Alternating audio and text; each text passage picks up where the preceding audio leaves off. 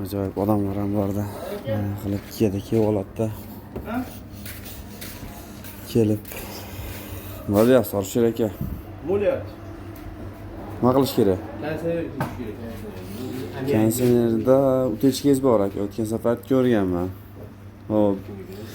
Moniga qarang aka. 1 kilo 100 gram ketyapti. Necha bo'ladi? Aka 500 ming so'mga qilib beramiz.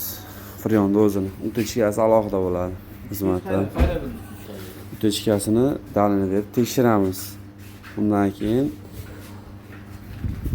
kompressorlarni ko'ramiz. Hamma yoq joyida bo'lsa, zo'r bo'lsa, bitta zapravka qilamiz. Xudo xolasa shu bilan chotki sovut beramiz. Boshlardikmi? Boshladik. Datchini olinglar, vallahi.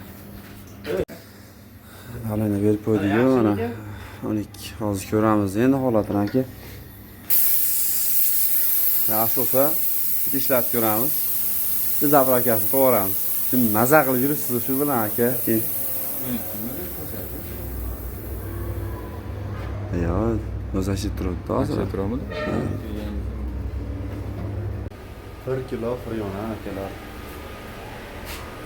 Ketyapti. 300 gram. Bo'lganmas.